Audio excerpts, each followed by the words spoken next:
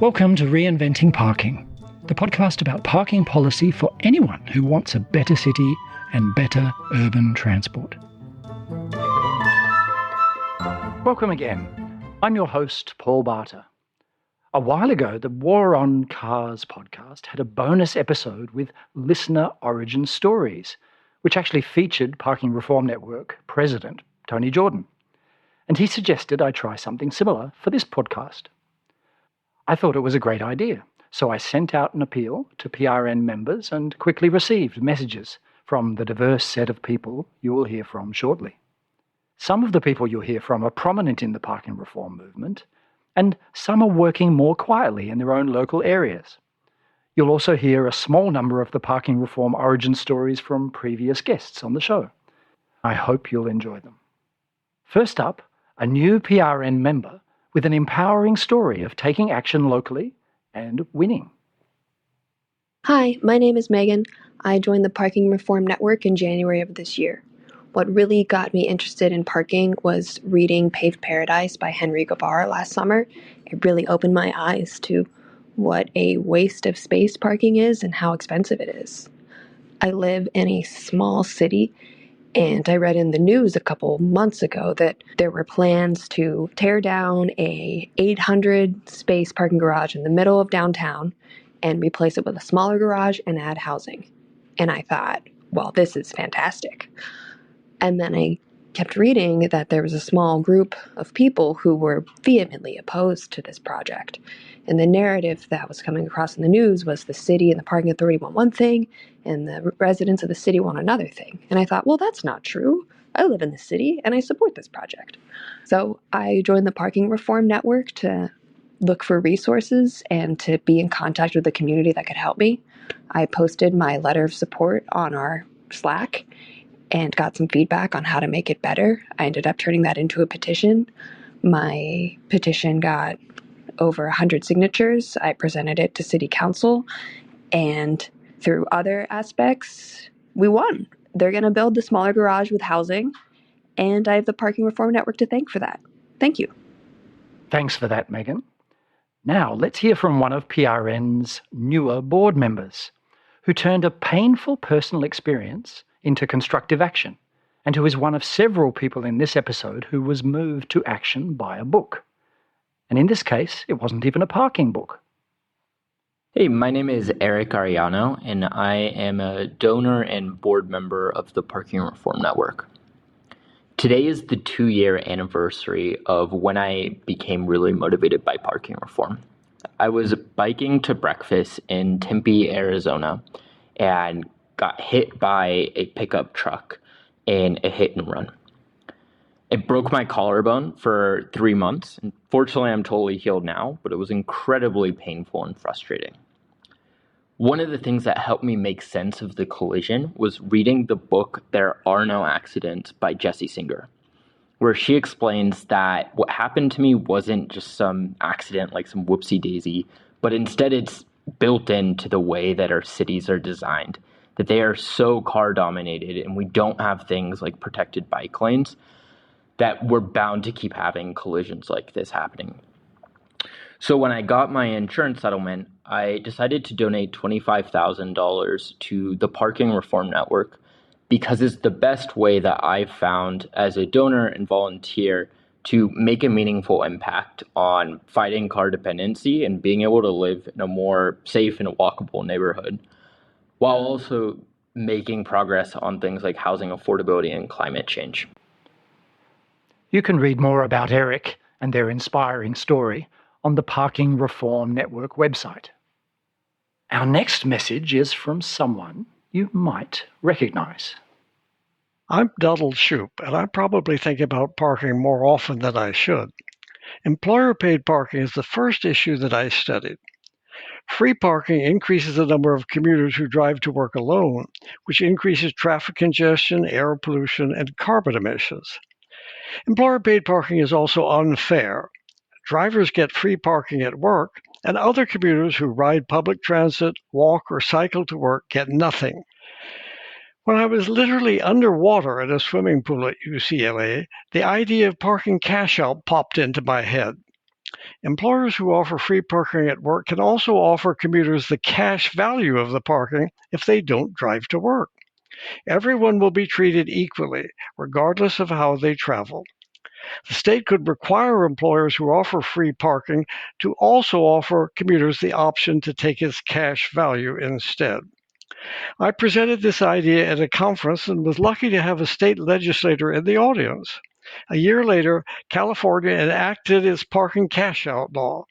Washington, D.C. recently copied it. So now I always think about parking when I'm underwater. It's a good excuse to swim at lunchtime. Just in case anyone is not aware, as a professor at UCLA for many decades, Donald Shoup's research and writing on parking and parking policy made an enormous contribution to making people aware of how dysfunctional parking policy has been and of the huge need for parking reform. His work was a key inspiration for the Parking Reform Network and its members, including me, and the PRN president, Tony Jordan, who you will hear from at the end of this episode.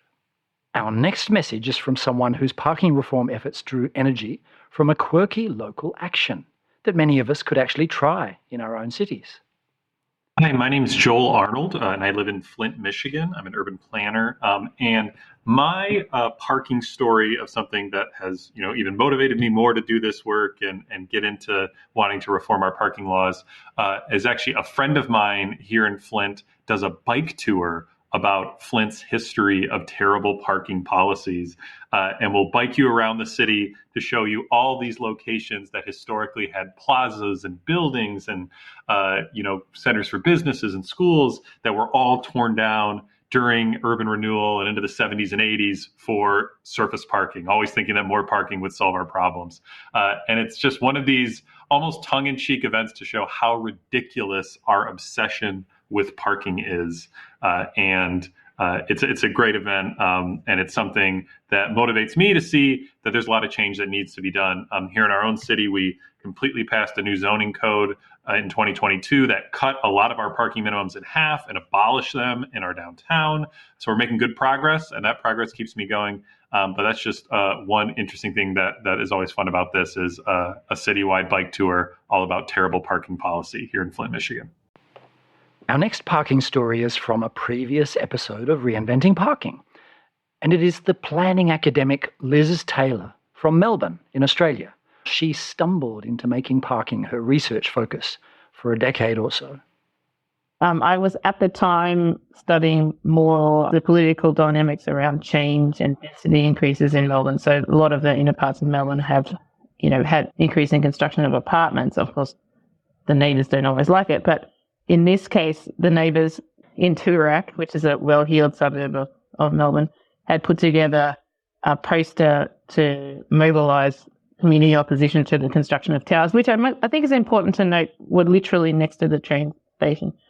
Yeah, to fight the towers that use your car park goodbye. And that equivalence, which I still see now, that any increase in housing is an increase in cars, and specifically that increase in cars is a direct threat to your own car's occupation of public street space is definitely the way I found my way into this. And that's been incredibly contested for years around change and anxiety about people arriving and population increases. So there's definitely that. But it's also the fact that population increases have meant basically increases in cars. Like the growth in car and electric car use in Melbourne has far outstripped growth in dwellings or population. So people do have that experience of cars in Melbourne, and you can't actually submit a planning objection to people buying a car, but you can object to apartments going up next door, and that's the sort of equivalence that people feel. And there's also, I think, a desperate belief that if you can just stop the apartments being built, that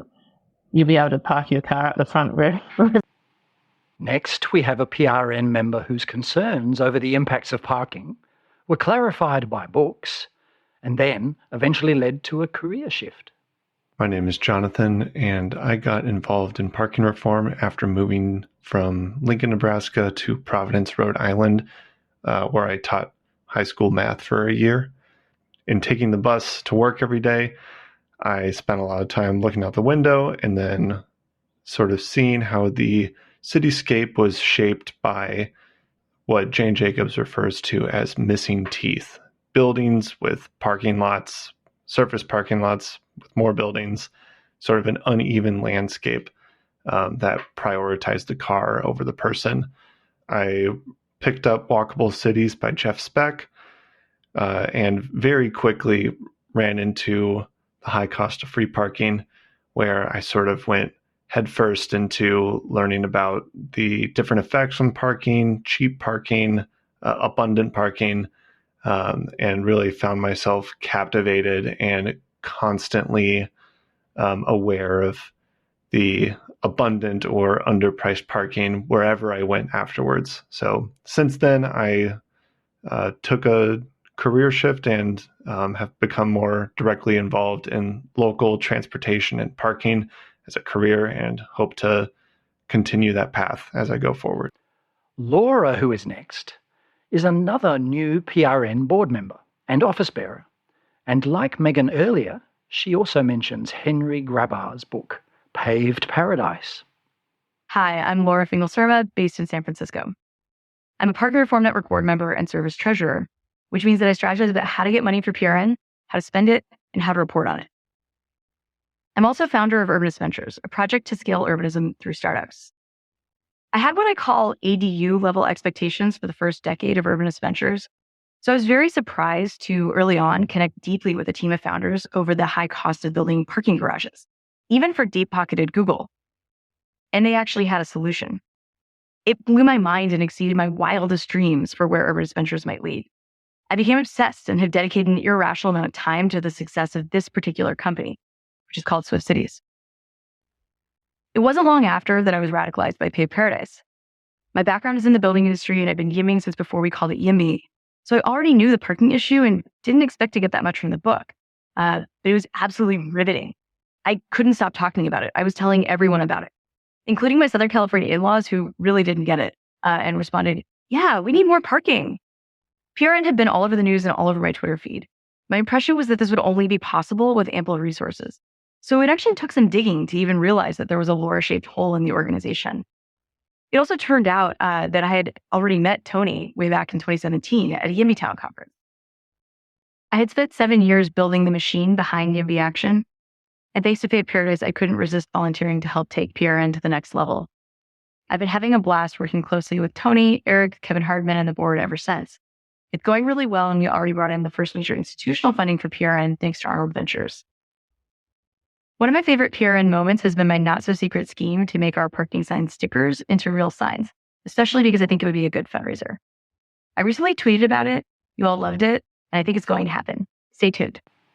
It's so great to hear from so many people bringing their energy and experience to the cause of parking. It's no wonder we have so much momentum now. And on that theme, the next message is from PRN's new policy director. Hi, my name is Daniel Harrigus, and I'm the policy director for the Parking Reform Network. I lived in Sarasota, Florida for a little over a decade, and when I moved there back in 2010, downtown had a pretty significant number of surface parking lots that were generally privately owned. A lot of them were really sparsely used. A lot of them were in poor condition, kind of crumbling asphalt, and they were just these unpleasant voids, these like hot, ugly, lifeless voids in the middle of what was otherwise a really great downtown. And I watched that transform over the decade that I lived there. And a lot of that transformation was spurred by city level parking reform, where they installed meters on the major public streets downtown.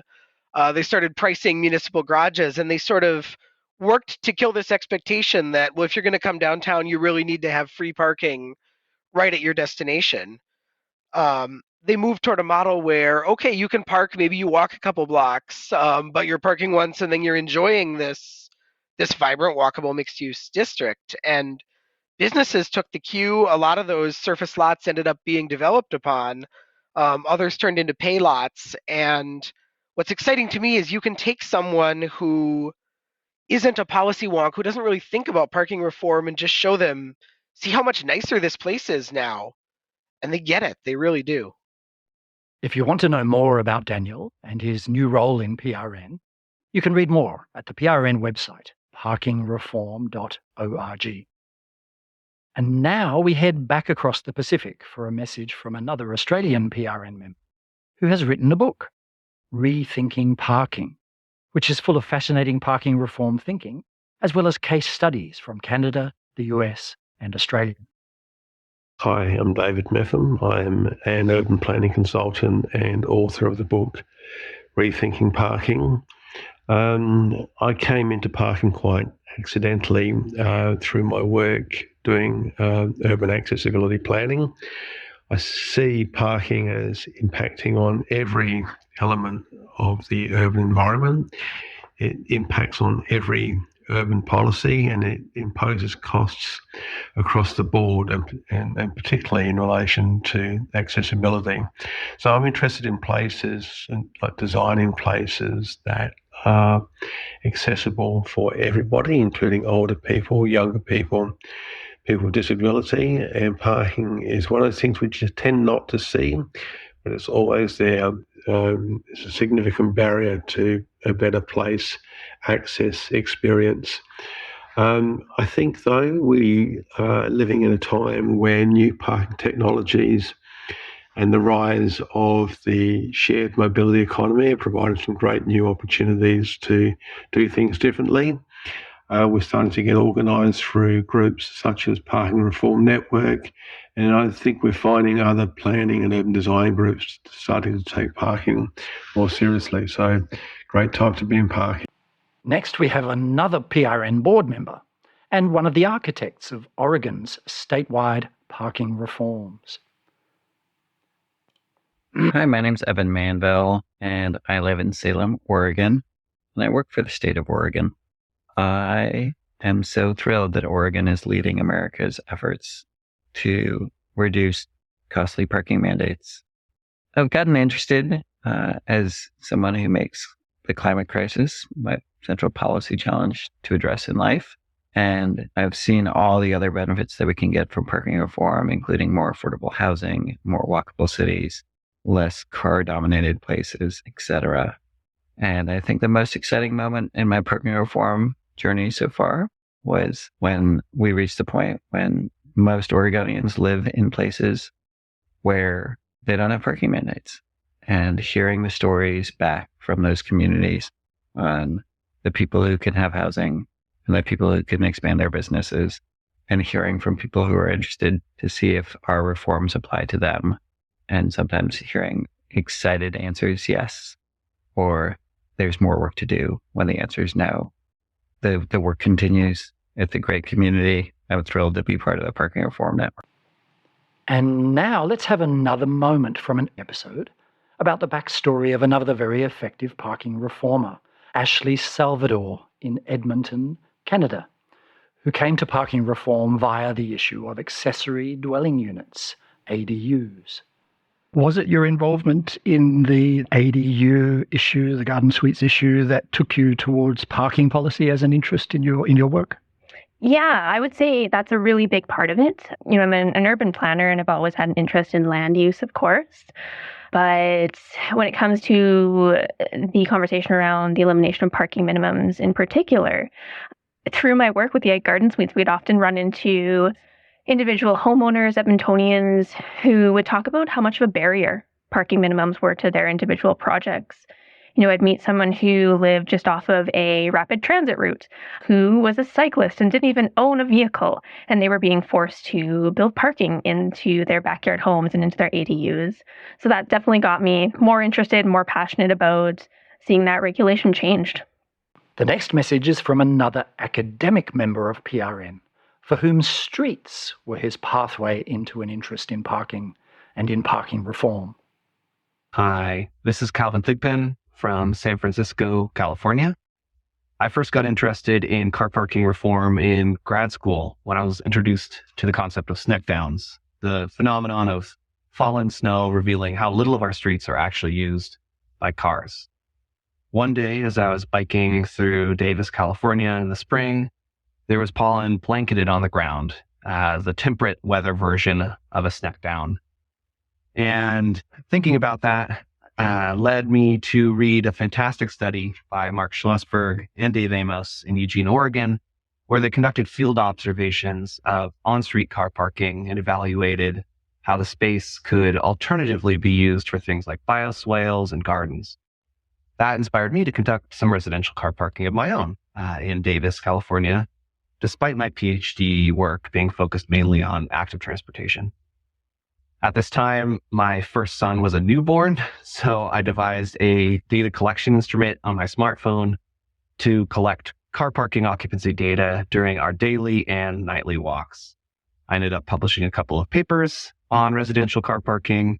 And nowadays, I continue to think a lot about parking for cars as well as bikes and scooters as we imagine the future of transportation in our cities.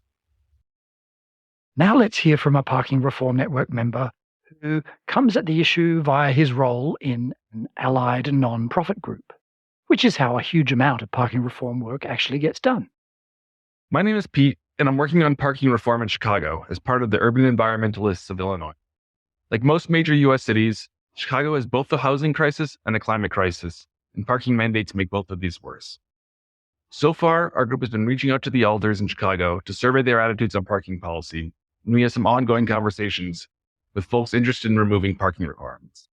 We also have a large and growing petition demanding an end to parking mandates in Chicago. And maybe most exciting, we just published a letter to the editor in the Chicago Sun-Times about the harm parking mandates do that's gotten some great responses. What motivates me is that the urbanist movement in Chicago has grown a lot, even over just the last 1 or 2 years. We still got a ton to do, but I think we're getting close to the point where we can make some serious changes, and I'm excited to make sure that parking reform is one of those changes. I guess I should also tell you about my parking reform origin story, at least the short version. In the 1990s and the 2000s as a graduate student and then as an academic, and with roles also in several non-profit organizations, my efforts were focused on car dependence and metropolitan urban transport systems and how they varied around the world. Parking kept coming up, but every time I looked at it, parking just seemed too confusing and too difficult. But reading both Donald Shoup's work and Todd Littman's writing on parking sparked my curiosity and made me wonder if the North American and European debates about parking were relevant in other parts of the world. So I managed to get some funding and started looking into that with a focus on Asia, where I live. That was in 2009, and the short answer was yes, parking reform and Shoupista thinking are relevant, but with a few interesting local twists in each country. Since then, most of my efforts have been on parking, and it's been great to see more and more people also getting interested and joining forces to make a difference. That's enough from me, and now finally, last but not least, let's hear from the PRN president. Hey everyone, it's Tony Jordan, president of the Parking Reform Network and one of the founders. I've been involved in parking reform for quite a while, as you can learn about on other Reinventing Parking podcasts. But what keeps me going and the best part about parking reform, I think, is the great people I get to meet as a result of working in this advocacy area. Not only do I get to interface with pro-housing people like YIMBYs and other people trying to build more homes, but also people who care deeply about transportation and the environment. By the time someone learns about parking reform and then takes the extra effort to become active in an advocacy organization or with PRN in order to make their community better or provide a better future for their children or to improve access to our cities, they've really gone through a little bit of a gauntlet. And by the time they show up in the PRN Slack or meet with me at a conference, it's just such a privilege to engage with people who care so much and think about things so thoughtfully. So yeah, that's my parking reform story for this podcast, and I can't wait to meet more of you. That's it for this episode. I hope you found it useful and inspiring. Until next time, bye for now. You've been listening to the Reinventing Parking podcast, and I'm Paul Barter. You can find out more at reinventingparking.org, where you'll find ideas and tips on parking policy. You can also listen to other episodes, subscribe, or leave a comment. That's reinventingparking.org. Bye for now.